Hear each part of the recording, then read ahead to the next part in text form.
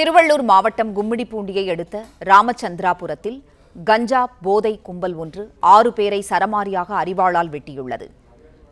செய்தியாளர் முகுந்தன் இணைப்பில் இருக்கிறார். முகுந்தன், வணக்கம். கூடுதல் விவரம் என்ன, சொல்லுங்க. வணக்கம். திருவள்ளூர் மாவட்டம் கும்மிடிப்பூண்டி அடுத்த சூரப்பூண்டி ஊராட்சிக்குட்பட்டது ராமச்சந்திராபுரம் கிராமம். இந்த கிராம பகுதியில் உள்ள அரசு நிலத்தில் சென்னை திருவொற்றியூர் பகுதியில் ஆக்கிரமிப்பில் இருந்த சுமார் 30க்கும் மேற்பட்ட குடும்பங்கள் குடியமர்த்தப்பட்டனர்.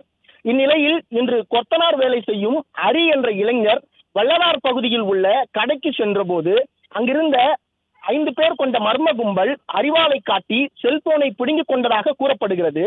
இதனை தட்டி கேட்ட ஹரியை அரிவாளால் வெட்டியதாகவும் கூறப்படுகிறது. தகவல் அறிந்த ராமச்சந்திராபுரம் எஸ்டி காலனியைச் சேர்ந்த உறவினர்கள் 10க்கும் மேற்பட்டோர் சம்பவ இடத்திற்கு சென்றுள்ளனர்.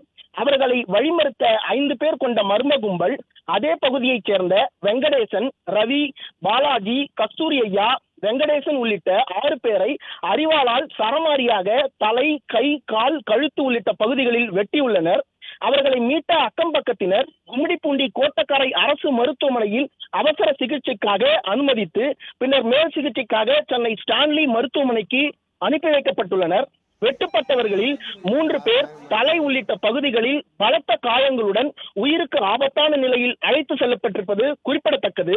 அரிவாள் வெட்டில் ஈடுபட்ட மர்ம நபர்கள் குறித்து பாதிரிவேடு போலீசார் தீவிரமாக விசாரணை நடத்தி வருகின்றனர். 6 பேர் அரிவாளால் வெட்டுப்பட்ட சம்பவம் அப்பகுதியில் பெரும் பரபரப்பை ஏற்படுத்தியுள்ளது.